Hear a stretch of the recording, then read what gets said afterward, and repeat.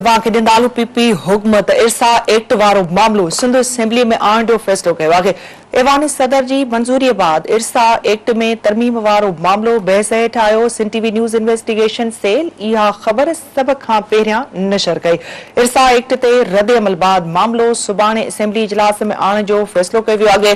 PP हुकूमत इरसा act वारो मामलो सिंध असेंबली में आणण जो फ़ैसिलो कयो आहे। ऐवान सदर जी मंज़ूरीअ बाद इरसा एक्ट में तरमीम वारो मामलो बहस हेठि आयो। Sindh TV news investigation cell इहा ख़बर सभ खां पहिरियां नशर कई। इरसा एक्ट ते रद्द अमल बाद मामलो सुभाणे असेंबली इजलास में आणण जो फ़ैसिलो कयो वियो आहे। अहम ख़बर खां अवां खे अपडेट कयूं पिया। पीपी हुकूमत इरसा एक्ट वारो मामलो सिंध असेंबली में आणण जो फ़ैसिलो कयो आहे। पीपी हुकूमत इरसा एक्ट वारो मामलो सिंध असेंबली में आणण जो फ़ैसिलो कयो आहे। ऐवान सदर जी मंज़ूरीअ बाद इरसा एक्ट में तरमीम वारो मामलो बहस हेठि आयो। Sindh TV news investigation cell इहा ख़बर सभ खां पहिरीं नशर कई। इरसा एक्ट ते रद्द अमल बाद मामलो सुभाणे असेंबली इजलास में आणण जो फ़ैसिलो कयो वियो आहे। पीपी हुकूमत इरसा एक्ट वारो मामलो सिंध असेंबली में आणण जो फ़ैसिलो कयो आहे। ऐवान सदर जी मंज़ूरीअ बाद इरसा एक्ट में तरमीम वारो मामलो बहस हेठि आयो। Sindh TV news investigation cell इहा ख़बर सभ खां पहिरियां नशर कई। इरसा एक्ट ते रद्द अमल बाद मामलो सुभाणे असेंबली इजलास में आणण जो फ़ैसिलो कयो आहे। पीपी हुकूमत इरसा एक्ट वारो मामलो सिंध असेंबली में आणण जो फ़ैसिलो कयो आहे। ऐवान सदर जी मंज़ूरी बाद इरसा एक्ट में तरमीम वारो मामलो बहस हेठि आयो। Sindh TV news investigation cell इहा ख़बर सभ खां पहिरीं नशर कई। इरसा एक्ट ते रद्द अमल बाद मामलो सुभाणे असेंबली इजलास में आणण जो फ़ैसिलो कयो वियो आहे। पीपी हुकूमत इरसा एक्ट वारो मामलो सिंध असेंबली में आणण जो फ़ैसिलो कयो आहे। ऐवान सदर जी मंज़ूरीअ बाद इरसा एक्ट में तरमीम वारो मामलो बहस हेठि आयो। जीअं तव्हांखे Sindh TV news investigation cell इहा सभ खां पहिरीं ख़बर अवां सां शेयर कईसीं, नशर कईसीं। इन हवाले सां वधीक अपडेट्स मालूम करण लाइ असां राब्तो कयो आहे Sindh TV news investigation cell जे इंचार्ज इज़हार सुमरो सां। इज़हार साहब, पीपी हुकूमत इरसा एक्ट वारो मामलो सिंध असेंबली में आणण जो फ़ैसिलो कयो आहे। कहिड़ा अपडेट्स आहिनि इन ख़बर जा?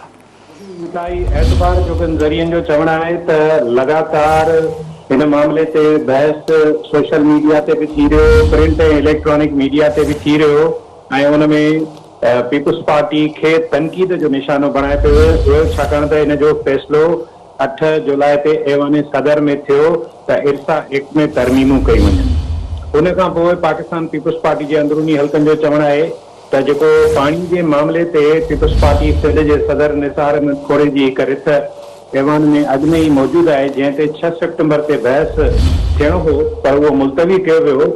उन रिथ जे बुनियाद ते पाणी जे मामले ते बहस थींदो।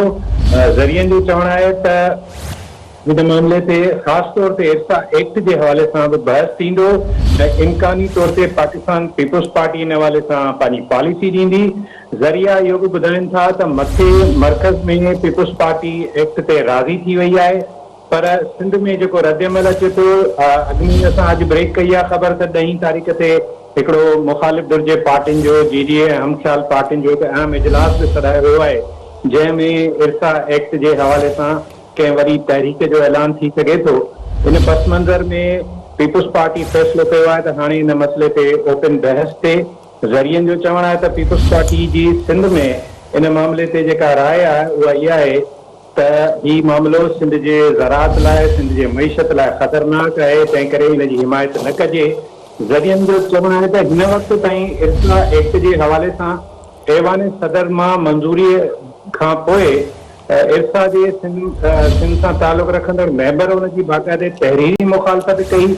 न रुगो इहो, पर जॾहिं हुन इहो दस्तावेज़ ऑफिशियली हेठि सिंध ॾांहुं उमाणियो त सिंध जे इरीगेशन खाते बि इन जी मुखालफ़त कई ऐं इहो मौक़िफ़ रखियो त इन क़िस्म जे एक्ट में तरमीम जो जेको कानूनी जेको ऐं आइनी तरीक़ो आहे उहो बि अख़्तियार न कयो वियो आहे।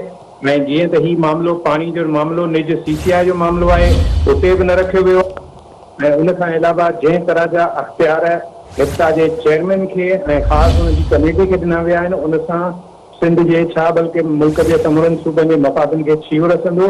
तंहिं करे हिन वक़्त ताईं जेका सूरताल हुई उन में इन्हनि ॿिनि फोरम्स ते त इरसा एक्ट जी मुखालफ़त थी हाणे सुभाणे वारे इजलास में इम्कान आहे त पाकिस्तान पीपुल्स पार्टी जा केतिरा ई अहम अॻुवान हिन ते ॻाल्हाईंदा ऐं इम्कान आहे त हिन ते पार्टी पॉलिसी बि साम्हूं अची वेंदी ऐं मुस्तक़बिल में पीपुल्स पार्टी इन हवाले सां छा करणु वञी रही आहे उहा सूरत वाज़िह थींदी। जी ठीकु आहे इज़हार साहब, वॾी महिरबानी अव्हां जी।